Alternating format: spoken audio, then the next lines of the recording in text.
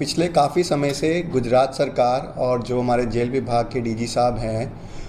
जो कानून भारतीय नागरिक सुरक्षा संहिता के सेक्शन 473 और 475 के तहत जितने भी बंदीवान हैं जिनको आजीवन सज़ा हुई है या फिर जिन्होंने 14 साल का समय जेल में संपूर्ण कर लिया है,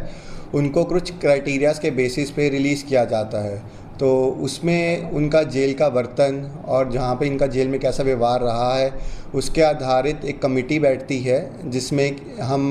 लोकल जो कंसर्न एसपी, डीएम और जो जज साहब होते हैं उनका अभिप्राय लेते हैं। और उनके अभिप्राय आने के बाद एक एडवाइज़री कमेटी बैठती है जिसमें 11 सदस्य होते हैं और इन सब के अभिप्राय के पश्चात ये पूरा जो फाइल होता है वो हमारे हेड ऑफिस जाता है, जहाँ से अंतिम चरण पे गृह विभाग के पास जाता है। तो जब ये पूरा प्रोसेसिंग हो जाता है तो गृह विभाग उसके बाद जो बंदीवान होते हैं उनका जो एप्लीकेशन होता है उसको एक्सेप्ट करती है या रिजेक्ट करती है। तो उसी के तहत आज 4 एप्लीकेशंस ऐसी हैं जो गृह विभाग की तरफ से एक्सेप्ट हुई हैं और जिसमें से 4 जो बंदीवान जो रिलीज़ हो रहे हैं उनके नाम हैं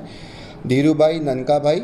तो यह पिछले 17 वर्ष से यहाँ जेल में थे और यहाँ पे गौशाला में काम करते थे। दूसरे बंदीवान जो रिलीज़ हो रहे हैं उनका पूरा नाम है हितेश भाई, मनु भाई, और यहाँ वो पिछले 19 वर्ष से थे और यहाँ पे जो फैक्ट्री विभाग में पूरा कागजी काम थे वही ये देखते थे। तीसरा जो बंदीवान है उनका नाम है जितेंद्र सिंह नारू भाई और यहाँ पे जेल में पिछले 18 वर्ष से थे, वो भी फैक्ट्री में सुथारी का काम देखते थे। और जो चौथे हैं उनका नाम है सैयद आदम वराम और यहाँ वो जेल में पिछले 18 वर्ष से थे।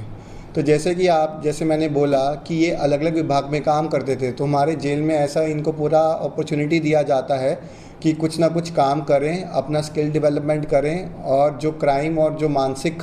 क्रिमिनल माइंडसेट होते हैं उनसे दूर रहें। तो इसी के नज़र रखते हुए ये इनका पूरा प्रोसेसिंग हुआ है। इनका हमने फ़ाइल पूरा रेडी किया था और अंत में आके गृह विभाग से ये एक्सेप्ट हुआ है और हमें खुशी है कि उनकी एप्लीकेशन जो है वो एक्सेप्ट हुई है और ये आशा भी है कि बाहर जाके वो क्राइम की दुनिया से दूर रहेंगे और सोसाइटी में फिर से जो हम कहते हैं री इंटीग्रेशन का जो हमारा ऑब्जेक्टिव है उसे पूरा कर पाएंगे। सर, ये जो बंदीवान भाई है किस गुनाह में ये सजा यहाँ पे काट रहे थे? ये चारों के चारों जो बंदीवान थे ये 302 के गुनाह में ही थे।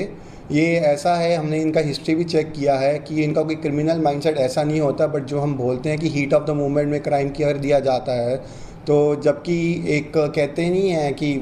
एक रेगुलर क्राइम हिस्ट्री नहीं जिसका होता है, तो उसी के तहत इन्होंने सज़ा यहाँ पे पूरी काटी है। अपना कहते हैं इंट्रोस्पेक्शन किया है कि लाइफ में वो आगे जाके क्या करना चाहते हैं और हमने उनसे बात भी की है। तो जो भी जितने भी बंदीवान हैं वो यही कह रहे हैं बाहर जाके या हम खेती का काम करेंगे या फिर अपनी दुकान पर काम करेंगे और मैं भी यही आशा रखता हूँ कि क्राइम की दुनिया से ये सब बहुत दूर रहेंगे।